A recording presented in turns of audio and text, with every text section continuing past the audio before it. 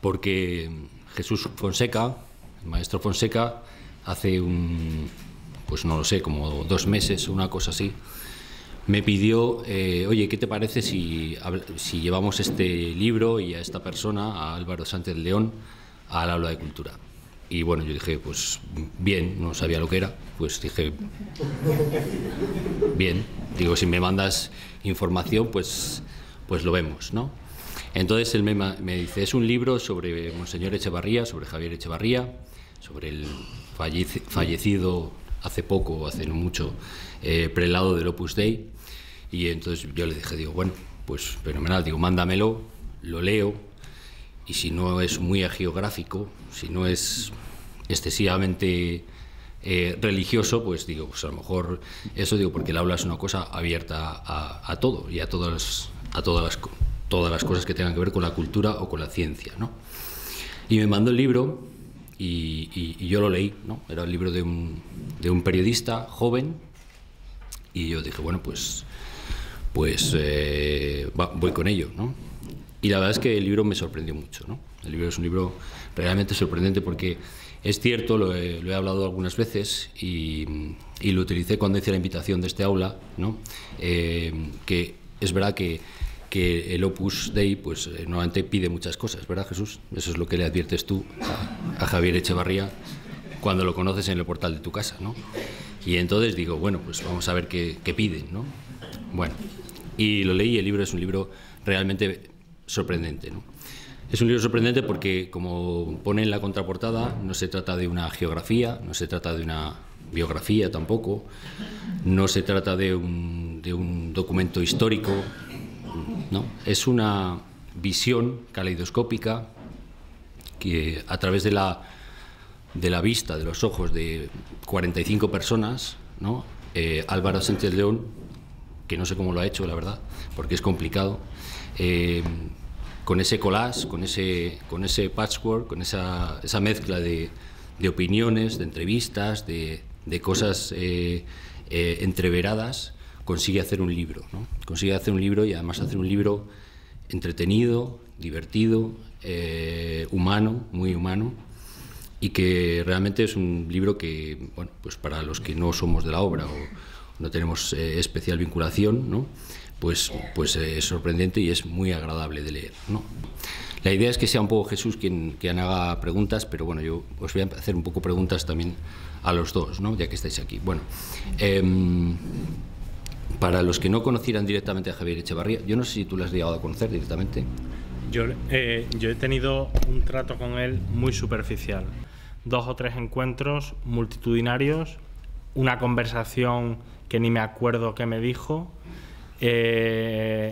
O sea, no soy fuente, pero he sido periodista y creo que es un ejercicio interesante escuchar a la gente que sí que le ha tratado, no toda, porque no me ha dado tiempo, y compilar, meter todos esos recuerdos en una Thermomix y sacar un pastel, ¿no? ¿Qué es esto? Un pastel interesante. Muy digerible, sí, la verdad, porque lo de pastel suena a veces. Sí. Bueno, Jesús, te pregunto a ti porque tú sí que lo has conocido. Tengo que decir que te lo dije a ti además, ¿no? Es decir, el testimonio que más me ha interesado, no porque él esté aquí, sino porque es verdad que hay muchos testimonios de esas 45 personas, muchos lo han tratado muy de cerca, muchos lo han conocido, muchos son amigos, la mayoría son de la propia obra, pero el testimonio quizá más veraz para mí es el de Jesús, porque lo primero que empieza diciendo es que él no es del Opus, que además tenía una prevención importante sobre el Opus previa, ¿no? Y lo primero que hace cuando se encuentra a Javier en el portal de su casa, a Monseñor Echevarría, es decirle que tenga cuidado con los de Valladolid, que si le tratan bien, y que seguro que le van a pedir un montón de cosas, ¿no? O sea, que ande con ojo, que estos del Opus no hace más que pedir, ¿no? Eso es lo que le dices, ¿no? Pero cuéntanos, Jesús, y si te parece, dinos cómo era Javier Echevarría para ti, por favor. La mejor definición de don Javier la ha dado Álvaro cuando dice que lo que le llamó la atención de Javier Echevarría era que no llamaba la atención. Y es verdad, era una persona enormemente discreta. Bueno, a mí particularmente es una de las cosas, de las circunstancias más hermosas y más fecundas que me han pasado en la vida, conocer a don Javier. Don Javier tenía un sentido de la amistad muy grande, de la amistad como el plato fuerte de la vida. Y yo fui amigo de don Javier, éramos realmente amigos, y de hecho él me lo decía en algunas ocasiones cuando estábamos juntos: Jesús, tú y yo somos amigos, y en fin, y lo tuyo es mío, lo mío es tuyo. Estas son frases que él decía. Don Javier era un hombre que tenía ese algo indescriptible que tienen determinadas personas en la vida, desde la sencillez y desde la más absoluta naturalidad. A mí, lo he dicho también en otras ocasiones, las dos personas que he entrevistado que más me han impresionado han sido Teresa de Calcuta y Javier Echevarría. Y por la misma razón, porque los dos me parecieron el Evangelio en carne viva. Yo me imagino a Jesús de Nazaret así, con esa cercanía, con esa actitud entrañable, con esa capacidad para escuchar, pendientes de las pequeñas cosas, no dándote nunca ningún tipo de instrucción ni hablando de nada más que de lo que hablan los amigos. Yo creo que además de todas esas cosas, pues bueno, si de alguien se puede decir que es un santo, es de don Javier. Yo ya sé que como para la Iglesia lo más urgente es esperar, pues tardarán no se sabe cuánto en hacerlo santo, pero me da lo mismo. O sea, para mí ya lo es. O sea, como que me da igual, me da exactamente lo mismo. En cualquier caso, era una persona entrañable, que se hacía querer y que la sigo sintiendo a mi lado. Yo lo sigo sintiendo cerca y con frecuencia hablo con él. Y a mí me pasa con don Javier una cosa que le pasaba, que cuenta Santa Teresa de Jesús en su vida, dice que no recordaba haberle pedido nada a San José que no le hubiera concedido. Pues yo no recuerdo haberle pedido nada a don Javier que no me haya concedido. Siempre que le pido algo sensato y razonable, porque tenemos tendencia a pedir insensateces, pues don Javier siempre está allí. Y además, como digo, pues bueno, era mi amigo y yo le quería y le quiero mucho. No sé si tú eres de la obra, no sé sí. si lo eres. Bueno, y la pregunta es, ¿era necesario un libro sobre Javier Echevarría o hay alguna razón especial para haber escrito este libro? No era necesario. Seguramente no era necesario, pero es grato y creo que a mí personalmente me ha servido mucho y creo que a la gente le está sirviendo, porque es como contar una vida normal de un obispo bueno, de una buena persona, de un buen amigo, de un padre de familia para la gente de la obra, de un padre de familia para gente que no es de la obra, de una persona con visión universal, con preocupación por la sociedad, con un cariño enorme a la Iglesia. Bueno, estoy diciendo muchas cosas, pero todo eso en un marco asequible. Y a mí al menos lo que me ha pasado cuando he estado escuchando a las personas que me han hablado para el libro es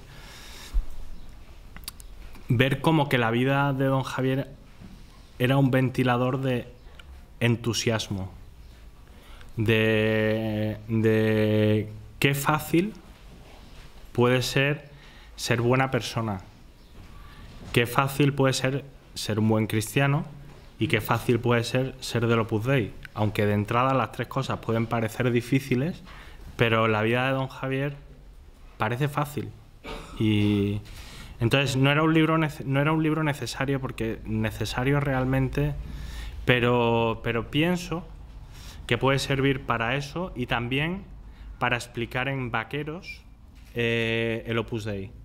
Y de paso, como yo soy periodista, pues he entrado en muchas cosas, muchos tópicos, muchas historias que se dicen sobre el Opus Dei para ver si sí o si no, a ver qué pasa ahí, ¿no? Y ha sido muy interesante. Jesús. No sé si... Álvaro, retomando esto que tú acabas de decir, ¿tú crees que puede haber, yo creo que sí, pero a ver tú, no sé, ¿tú crees que puede haber gente en el Opus Dei que no se sienta cómoda con este libro, en el sentido de que tal vez se digan cosas que... ¿Qué necesidad había de decir esto? Pues vamos a ver, en el Opus Dei hay tanta gente tan distinta que te voy a contar una historia que no tenía pensado contarla, pero me acabo de acordar. Yo en el libro he puesto mi mail y normalmente todos los días me llegan 3 o 4 correos electrónicos. Todos son buenos, porque la gente es buena y te escribe para decirte cosas positivas, ¿no? Pero el otro día me pasó que me encontré a una persona en Madrid por la calle que hacía mucho tiempo que no veía y me dice, ¿pero cómo escribes este libro? Y yo pensaba que me estaba hablando de broma. Y no, vi que no es que no le hubiera gustado, sino que le ha sentado mal. No sé por qué. Y digo, bueno, pues ya me lo explicarás. Pero puede haber de todo. Yo creo que en general, la gente con mentalidad joven lo valora la frescura, la naturalidad que por otra parte me la dan las fuentes. No es que yo haya hecho un apaño, sino que la propia gente con la que hablo es así, ¿no? Te cuenta todo. Y tú preguntas sobre don Javier y te cuentan cosas, la mayoría de las cosas son positivas, pero también algunas que pues igual no. Y bueno, entonces, para una persona que no entienda que el espíritu del Opus Dei es progresista, de estar al pie de la calle en el tiempo conservando el espíritu del fundador, la persona que no entienda eso, pues igual no le gusta. Ten cuidado con la palabra progresista, que es peligrosísima. Lo sé. Ten cuidado con la palabra progresista, que es peligrosísima. Bueno, yo sigo haciéndote preguntas a tenor de lo que tú vas diciendo. Sobre esto último, por ejemplo, las flaquezas humanas, todos los seres humanos tenemos debilidades, tenemos flaquezas, por eso somos humanos. Este es un libro en el que aparecen también limitaciones en una persona que estaba al frente del Opus Dei, características como, por ejemplo, pues que era una persona de carácter, era una persona que tenía genio y que se enfadaba alguna vez y todo esto. Bueno, ¿cómo has hecho tú para enfrentar esa realidad a la hora de escribirlo? Y si has recibido presión en algún momento para dejar de contar algo o para decir, cuidado, por allí no vayas. No, presiones no. Mira, yo necesitaba escribir un libro en el que yo, en primer lugar, me sintiera identificado. Yo cuando leo en un libro, siempre hizo todo bien, nunca hizo nada mal, cierro el libro y digo, no me lo creo. Porque yo veo mi vida y la de otras personas y todos hacemos cosas mal. Necesito saber que todos somos humanos, todos. Y no, en este libro yo tenía un interés particular por contar todo. Estamos en el Palacio Real para hablar de una persona real. Una persona real, de carne y hueso, sin alas. Tú dices, es santo, yo digo, es buena persona. No sé qué pasará después. El director de la oficina de las causas de los santos me dice una vez del Opus Dei, me dice, aprovecha que vas a hacer entrevistas para el proceso de canonización. Y no, yo soy periodista, yo voy a hacer la causa de humanización en todo caso, ¿no? Y a eso me he centrado. No he recibido ninguna presión, es más, creo que toda la gente valora mucho esto. Y creo que además es una cosa que aparece en el libro personificado en don Javier, pero cualquier persona que esté escuchando al nuevo prelado del Opus Dei lo ve en directo, en su persona, todas estas cosas, ¿no? Es naturalidad al mostrarse como es, sin dar la impresión de nada más que ser una persona normal. Tuve a propósito de esto que dices y de la peligrosa palabra progresista, un poco progresista, ni me sale casi. Tuvimos una comida hace, no sé cuánto, un año, algo más de un año, Jesús, yo creo, ¿no? Con Marc Arroyo y con Luis Baciero, que está por aquí también. Y fue una comida muy interesante porque fue una comida con los directores de los medios y con algunos amigos más. y salieron asuntos muy interesantes con respecto a esto que dices, ¿no?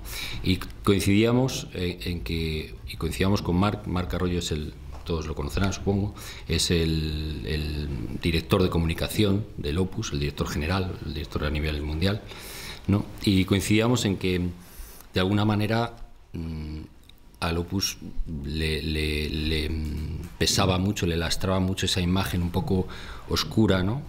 Jesús habla en el libro del control, ¿no? Es decir, esa necesidad de controlarlo todo, ¿no? De tenerlo todo bajo control, de que todo esté por el libro, como se suele decir, ¿no?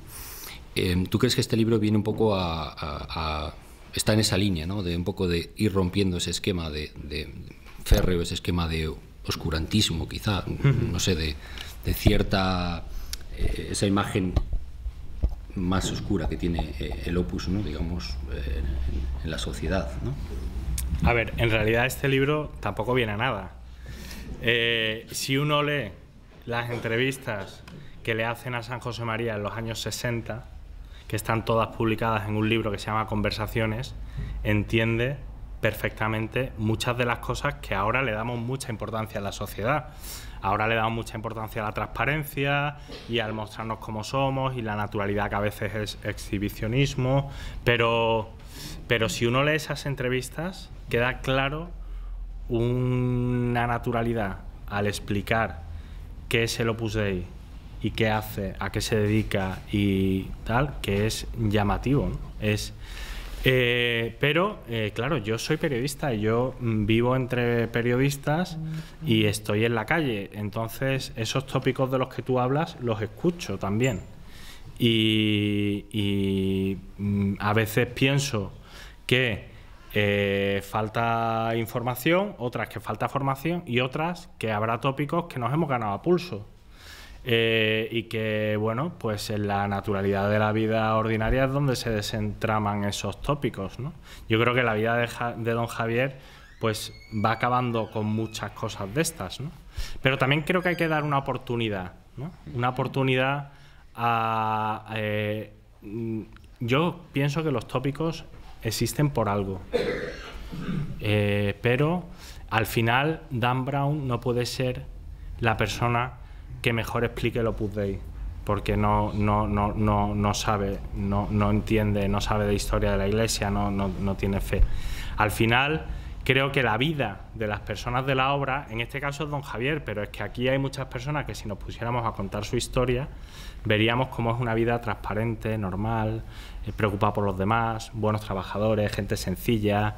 Vemos que, no sé, yo lo he visto durante la redacción del libro, ¿no? He visto que en el Opus Dei no hay clases sociales, no hay castas, hay gente de todo estilo, de todo tipo, de todo carácter. En fin, creo que hace falta también un esfuerzo personal de la gente del Opus Dei para que el tópico muera por el peso de la vida real de la gente, ¿no? Bueno, pues yo sigo utilizando tus palabras y retomando lo que dices para repreguntar, ¿no? Con respecto a esto, ¿es verdad esa sencillez, esa naturalidad, esa espontaneidad que tú dices de don Javier? Si algo era precisamente eso. Sin embargo, no todo es así en el Opus Dei, ¿eh? Y sí es verdad que durante mucho tiempo, pues bueno, pues el Opus Dei ha aparecido alineado con determinadas clases profesionales, con un cierto estatus, y esto es así. Ahora, en cambio, y esto es lo que te pregunto, ¿no será que en el Opus Dei, además de sus mujeres, que son lo mejor que tiene el Opus Dei, con diferencia, lo siento bien, o sea, eso a años luz, ¿qué sería del Opus Dei sin las mujeres? Bueno, no habría Opus Dei, sería imposible. ¿No será que en el Opus Dei hay ahora, en estos momentos, una corriente nueva, una llegada de gente joven que le está dando pues una frescura y un talante mucho más cercano a la calle, de personas que tienen el oído pegado al terreno y que son muy normales y que solo quieren ser eso. ¿No será que ha llegado todo eso y que a lo mejor en algún momento eso no estuvo? A ver, yo creo que hay gente muy mayor. Yo estoy viendo caras aquí de personas que estoy seguro que son súper normales, que son súper abiertos y que piensan y actúan de la misma manera que lo puedo hacer yo. No es una cuestión de edad. Es posible que haya gente joven que... Es que San José María era así. O sea, San José María es una persona moderna, contemporánea, atractiva, abierta a todo el mundo, ajeno al secreto, a las cosas cerradas, al moho, a la caspa, ajeno a todo eso. Si uno conoce la figura de San José María, yo no le conocí en vida, pero por lo que he visto, he leído y de sus textos lo que he rezado, es una persona tan atractiva y tan de hoy que Javier Echevarría no es más que un hijo fiel de San José María. Si todas las personas del Opus Dei fuéramos hijos fieles de San José María, seríamos esto mismo elevado al cubo y refrescando a la sociedad como el ventilador de entusiasmo del que hablábamos antes. Creo. Tampoco quiero yo pontificar aquí. Bueno, a mí me gusta que nos centremos también un poco en la figura, ¿no? Yo sí que creo que cuentas en el libro que hay un Javier Echevarría antes de ser prelado y después de ser prelado, es decir, una persona más bien seria, de un carácter un poco duro, ¿no? Y que cuando pasa a ser prelado del Opus Dei se convierte en una persona mucho más dulce, mucho más cercana, mucho más amable. La sonrisa, ¿no? Hablas de la sonrisa, hay alguien que habla de la sonrisa, de cómo cambia esa sonrisa, ¿no? Bueno, pero antes de preguntarte sobre eso y también sobre las mujeres, que también te haré una pregunta, no a título personal, por supuesto, sí te quería... Yo tengo una teoría, ¿no? Es decir, a propósito de por qué el Opus Dei ha tenido esa determinada mala fama, ¿no? Yo creo que es porque es español, ¿sabes? Entonces eso marca. Es decir, si el Opus Dei hubiera nacido en Italia, sería una prelatura estupenda, maravillosa, bien vista, porque los italianos se hubieran encargado de que así fuera, ¿no? Pero nace en España y eso primero molesta a los extranjeros y luego molesta a los españoles, o a lo mejor al revés, molesta a los españoles y además luego molesta a los extranjeros, ¿no? Y sobre todo que algo español tenga pujanza y tenga vigencia, ¿no? El problema que tenemos con esto es que van 4 prelados, ¿no? Primero, bueno, San José María, después Álvaro del Portillo, después Javier Echevarría y ahora Fernando Cáriz, ¿no? Y los 4 son españoles. Quizá debería abrir el Opus, a lo mejor, la posibilidad en el futuro, no sé, ¿tú ves la posibilidad de que haya un prelado que no sea español? A ver, en realidad hay que decir que el Opus Dei nació en Madrid en 1928, pero no es español. Es universal y yo lo he comprobado escribiendo el libro, ¿no? No sé, yo insisto, no sé por qué tiene...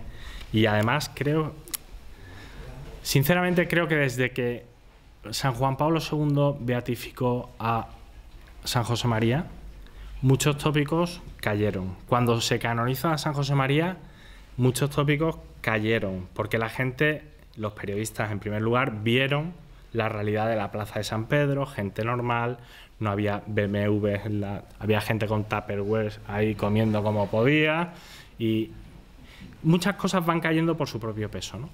Y ya está, y es posible que también haya actuaciones de personas independientes que son del Opus Dei, pero que no hayan sido ejemplares, todo hay que decirlo, no sé, pues todas esas cosas al final afectan, ¿no?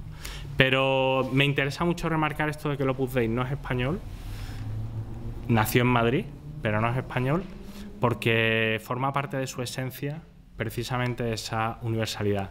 ¿Y habrá algún prelado que no sea español? No tengo ni idea, no sé cómo va ese tema, pero viendo la cantidad de sacerdotes numerarios que hay en el mundo, vamos, en el Consejo General del Opus Dei creo que hay sacerdotes de varias nacionalidades distintas y personas de otras nacionalidades distintas, y en concreto hay 2 argentinos que son muy amigos del Papa Francisco, pero bueno, hay de todo, ¿no? No sé, sinceramente es un tema que la gente del Opus Dei no le da mucha importancia a esto, porque, en primer lugar, porque la gente del Opus Dei tiene claro que el modelo de su vida es Jesucristo.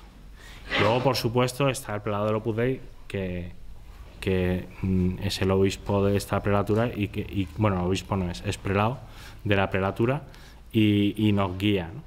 Pero luego está el Papa Francisco, que también nos da muchas pautas claves. Sí. Vendrá lo que Dios quiera, así que... Ahí lo dejamos. Por cierto, ahora que dices que tú mismo te has corregido, que el prelado del Opus Dei, que no es obispo, está tardando mucho el Papa Francisco en hacerlo obispo. Yo, conociendo lo poco que conozco a don Fernando, supongo que él no tiene ninguna prisa. Pero ¿sería bueno para la obra que el prelado fuera obispo? Seguramente. Pero también queda claro que es un prelado cuando solo es prelado. Y yo creo que el Papa conoce bastante bien la obra, cada vez más. Y bueno, pues no sé, yo es que vivo en Madrid, no tengo ni idea de lo que pasa en el Vaticano, me supera la movida clerical, yo soy más de asfalto. Bueno, la amistad, el plato fuerte de la vida. Yo creo que don Javier tenía un sentido maravilloso de la amistad y era amigo de sus amigos. En todas esas entrevistas que tú le has hecho a tantas personas, por cierto, has tenido que escuchar mucho, me imagino, ¿no? Que eso es importante a la hora de escribir un libro, escuchar mucho. ¿Qué papel has notado tú que ocupa la amistad en el recuerdo de todas esas personas que has entrevistado? Voy a englobar amistad, cariño, caridad, todo junto, ¿vale? Porque efectivamente el libro empieza hablando de tenis. ¿Por qué? Pues un antojo lo tiene cualquiera. Y yo quería empezar hablando de tenis para romper el saque al lector, que va a leer un libro y de pronto la primera frase es: Javier Echevarría es de Nadal. Pero este hombre, ¿de qué me va a hablar? ¿Del prelado del Opus Dei? Sí, del prelado del Opus Dei, que jugaba al tenis y le gusta Nadal. Bueno, hay un par de capítulos que son biográficos. Y el siguiente capítulo que rompe, digamos, la dinámica del libro es Corazón. ¿Por qué? Porque a mí es lo que más me llama la atención. Es el capítulo que empieza con la historia de Jesús, con tu historia, y entonces cuento muchas historias porque me llamó la atención que casi todas las personas con las que yo hablaba me decían que se habían sentido exclusivamente queridas por don Javier. Y esto es muy fuerte, ¿no? Yo entiendo que mi madre me quiera en exclusiva. Somos 7, hombre, más o menos. Pero querer en exclusiva a cualquier persona que se te pone por delante, pues no es fácil. Y sin embargo ese es el sentimiento que dejan las personas allá pasan los años, ¿no? Seguramente don Javier había dado consejos, había dado apoyo, pero la gente se queda con el cariño, con el cariño de una buena persona, ¿no? Que decíamos antes, tenía carácter. Sí, pues todos tenemos carácter, algunos buenos, otros malos. Pero vamos, el cariño queda clarísimo no solo desde que es prelado del Opus Dei, sino también desde antes. Y historias hay muchas, ¿no? Te cuento 2 historias así rápidas de cariño, a ver si me acuerdo ahora, pero que a mí me han llamado la atención, ¿no? Por ejemplo, don Javier, hay una chica, perdón, voy a mirar aquí que tengo una chuletilla de historias porque y así no me pierdo.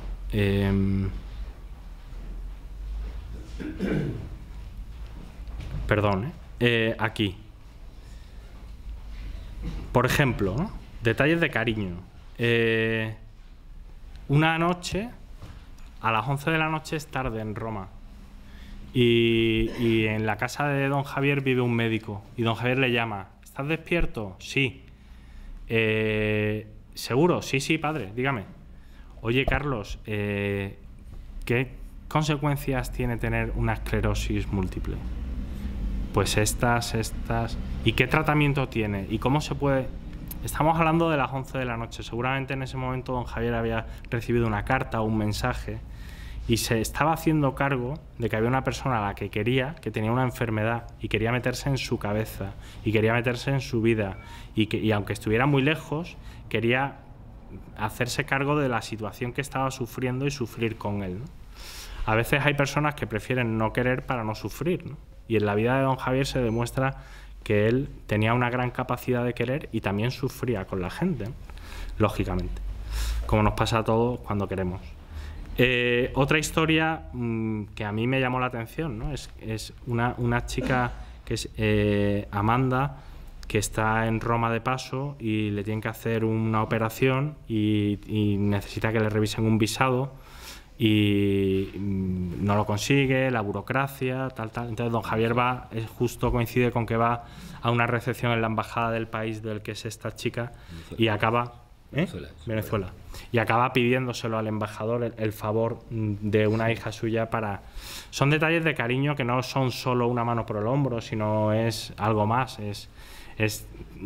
Pero lo más llamativo de don Javier, que es lo que la gente te cuenta con asombro, es cómo se acordaba de todas las cosas que tú le habías contado. Que no es fácil tampoco, ¿no? Porque a don Javier seguramente le llegaban historias de 1000 partes del mundo, ¿no? Y pasan los años y se acuerda perfectamente de que tu mujer se llama Esther y que, en fin, y de muchas cosas de este estilo, ¿no? Él se acuerda. ¿Por qué? Porque tenía un curioso conducto que está estudiando la medicina que unía el corazón con el oído y la memoria. Entonces, toda esa conexión era una forma muy concreta suya de querer, recordar. Te voy a hacer una...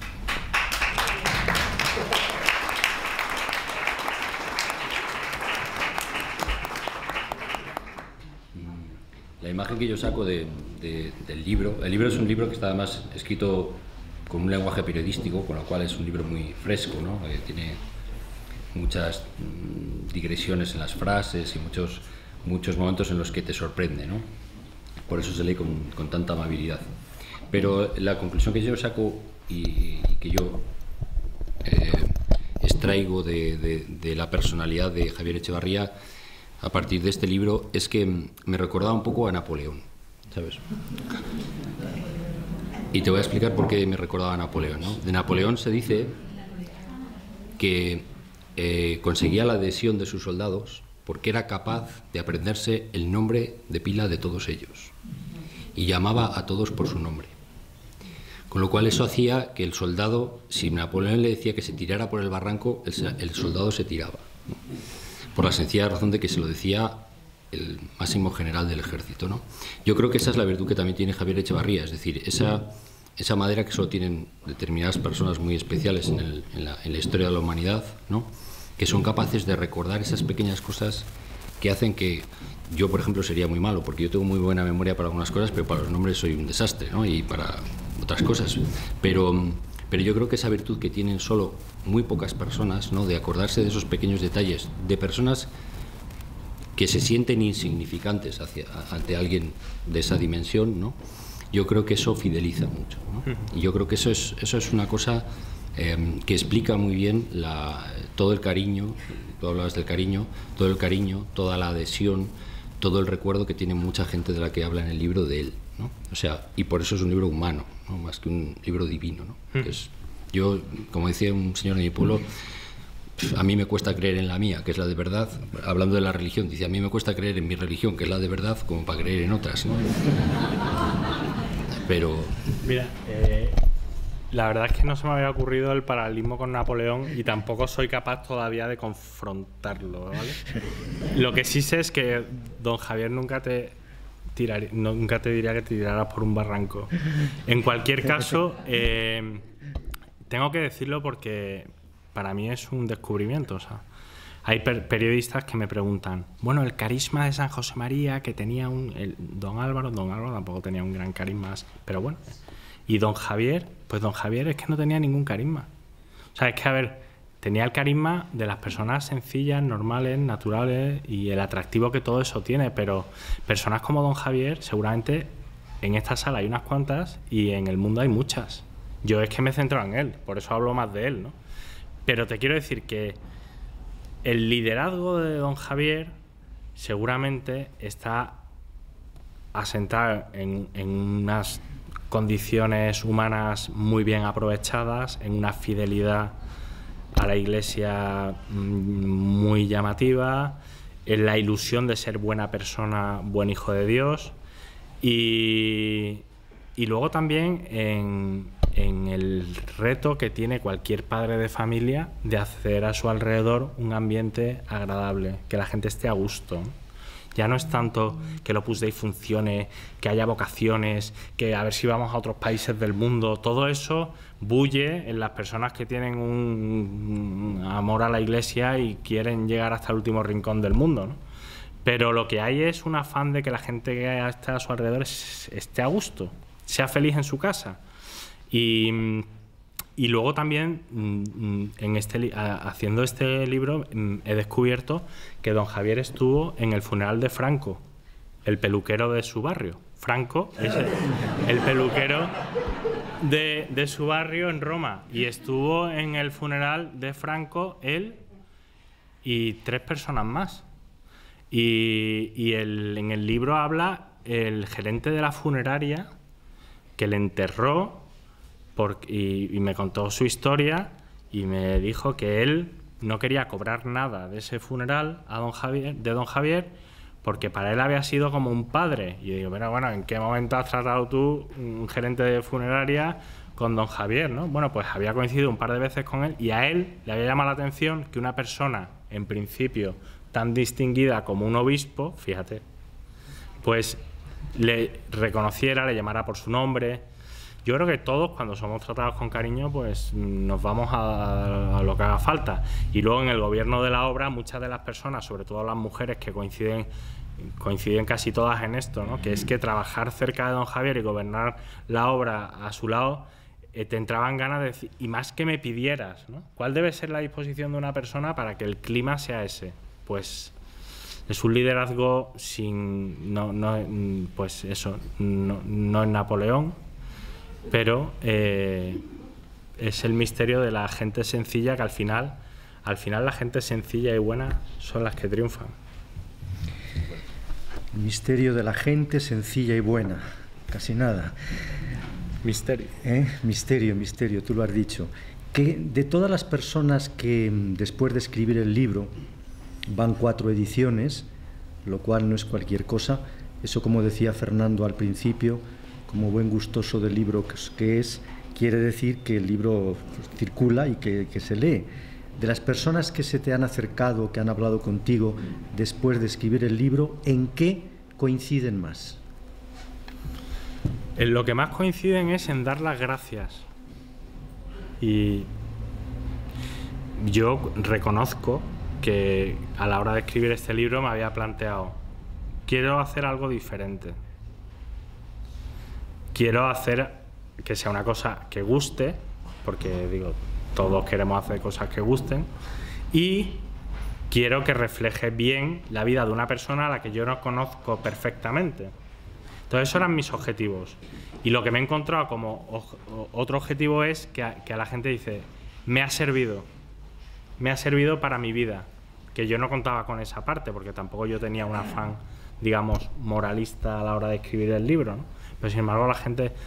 Y luego, curiosamente, también coinciden en que han llorado, cosa que yo me duele, porque yo soy sevillano y yo quería que el libro tuviera gracia y sentido del humor, que además es muy importante en un libro como este, que han llorado en 3 momentos. Casi todos han llorado en el mismo momento, y uno de ellos es el final de tu historia, Jesús.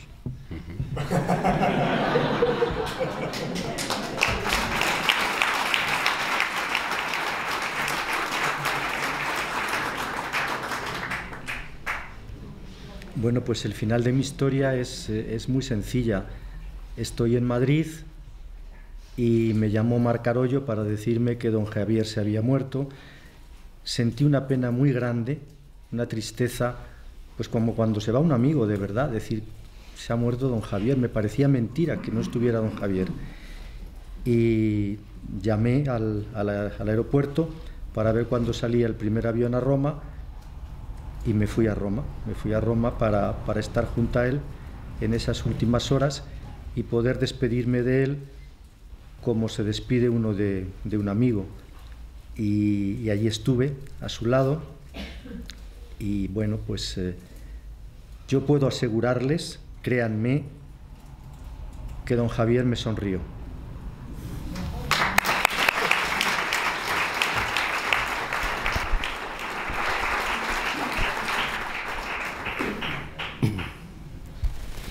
La sonrisa, hablábamos antes de lo importante que es la sonrisa, porque él lo dice además muchas veces en el libro. Prometí antes preguntarte sobre las mujeres. Estamos en un momento en el que el lobby feminista está tomando una fuerza bastante importante, ¿no? Quizá hay una cierta falta de visibilidad de las mujeres en el Opus Dei, o por lo menos los que estamos fuera, ¿no? Es verdad que en el libro se habla de la importancia, creo que es de las numerarias auxiliares, ¿no? Me parece que es así el nombre de la figura, ¿no? Organizativa. Pero quizá pueda haber una revolución.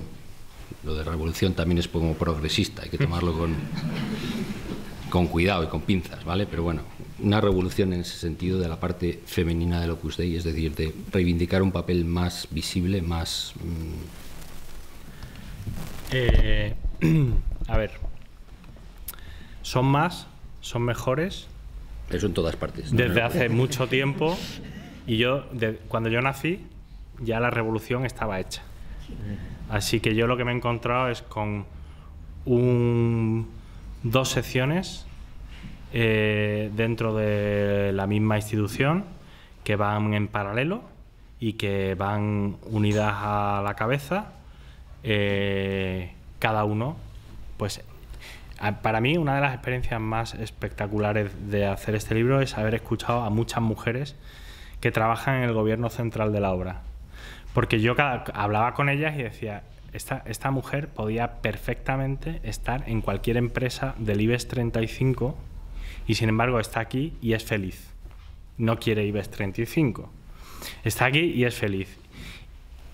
Divertida, listas, poetas, audaces, que han vivido ya 1000 aventuras, que le hablas del feminismo y dices, ¿qué me estás contando? Si yo estuve ayer en el Congo y el otro día en no sé dónde. Y luego también una experiencia espectacular que para mí ha sido poder entrevistar a varias numerarias auxiliares que han atendido a don Javier más de cerca. Porque son de estas señoras, estas mujeres que te recuerdan completamente a tu madre y que te entran ganas de abrazar cuando acaba una entrevista, pero te contienes, porque yo tengo que reconocer que yo he aprovechado este libro para hacer mi homenaje personal a una serie de mujeres que son la columna vertebral del Opus Dei y que dan un aire de familia y de encanto que es especial, ¿no? Yo no sé, yo creo que no hace falta dar ninguna visibilidad porque todas las personas del Opus Dei valoran mucho ese trabajo, no solo don Javier, que lo hacía de una manera especial, sino todos, y ellas además prefieren estar en un segundo plano. No porque no se les reconozca su labor, sino porque lo hacen como cualquier madre de familia que tampoco está buscando un aplauso. A mí...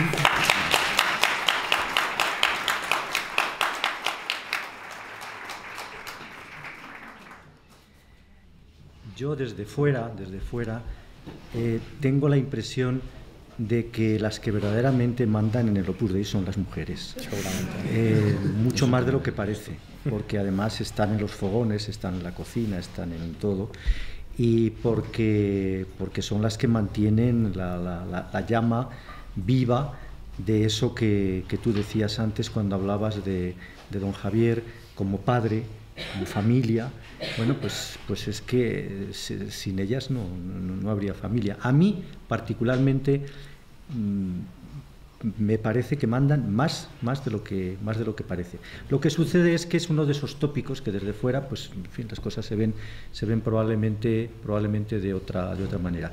Yo las quiero mucho, muchísimo, porque me parece, sinceramente, como lo he dicho antes, que son de lo mejor que hay allí, y que ellas se aupan la vida y la levantan y están en lo que es la cosa medular, aunque no se vea. Pero ya digo que lo digo desde fuera, o sea que no nadie me ha tenido que convencer ni nada por el estilo, sino que además no es una opinión, es algo que sucede y que lo creo porque sucede.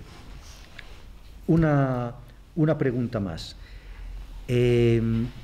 Bueno, lo has dicho, pero no lo has dicho.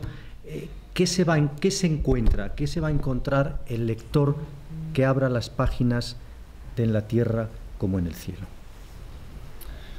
Pues se va a encontrar mucha tierra y un poco de cielo. Es decir, se va a encontrar la vida de una persona contada, pues, por otros. Se va a encontrar un libro que es temático, en el que se habla, pues, de corazón, se habla del mundo, se habla de la Iglesia, se habla del papel de la gente, de los cristianos en medio del mundo, del afán de reconciliar el mundo con Dios. Se habla de todo eso, pero entiéndeme, esto es como... El otro día me hizo gracia, me escribió un cura de Toledo, un cura diocesano, que me dijo: tengo la impresión de haberme fumado 2 cajetillas y haberme tomado 3 vinos blancos contigo mientras leía este libro. O sea, el tono es el tono es un poco de barra de bar, ¿no? Yo te voy contando un poco lo que me están contando a mí, pero en este tono, sin burocracia, bueno, con mucha naturalidad, una conversación de amigos, y luego se va a encontrar un modelo de persona interesante. A mí lo que me gustaría es que este libro no se quede en las bibliotecas de los centros del Opus Dei. Yo escribo, como soy periodista, como todos, escribimos para la gente de la calle. Y a mí lo que me gustaría es que este libro lo lea mucha gente, incluso la gente que tiene prejuicios contra la obra, al menos que me dé la oportunidad de explicarle o de hacerle ver que, en fin, que tampoco es para tanto. Bueno, si os parece, podemos abrir un turno de preguntas, ¿no? Lo que consideréis. No sé si alguien quiere preguntar, pues... Bueno, sí. ¿Cuántas horas tienes grabadas de entrevistas? ¿Cuánto tiempo estás escuchando a la gente? Pues no lo sé, hay entrevistas, por ejemplo, la entrevista con el prelado actual es muy corta y periodísticamente es muy mala, porque no me da ni un titular. ¿Por qué? Porque don Fernando conocía muy bien a don Javier, le había confesado durante mucho tiempo y prefería no mezclar. Y a mí eso me gustó, porque significa que en el Opus Dei o sea, no se habla de cualquier cosa en cualquier ámbito, ni siquiera cuando se ha muerto. Entonces, bueno, fue un poco frustrante profesionalmente, pero por otra parte me gustó, porque es... Y horas, pues, no sé, en casa de familiares de don Javier he estado muchas horas, pero no querían que pusiera una grabadora, no sé por qué. Luego, pues, bueno, hay de todo. Hay entrevistas que son más largas, más cortas. Con Jesús estuve una comida larguita, bien, unas lentejitas buenas. Y en fin, no sé, la verdad es que no lo he contado, no me dio el tiempo, pero sí, bien, largo. Yo siempre digo, no te asustes, en Valladolid no preguntamos porque lo sabemos todo. También has comentado un poco qué es el título de La Tierra como el Cielo. Pues es de estas cosas que en un momento dado, yo quería explicar que la figura de don Javier era una persona que tenía los pies en el suelo, la cabeza en el cielo, y luego en mitad del libro que aparece el corazón es la gente. Y me pareció que esa expresión, esa parte del Padre Nuestro, también refleja para la gente de la obra, don Javier era un padre, y además pues que transpiraba el modelo que era Jesucristo. Entonces al final pues el mix me pareció oportuno, y luego lo de historias con alma, corazón y vida, para que la gente viera que esto no era ni una biografía histórica, sino que era una cosa un poco más periodística.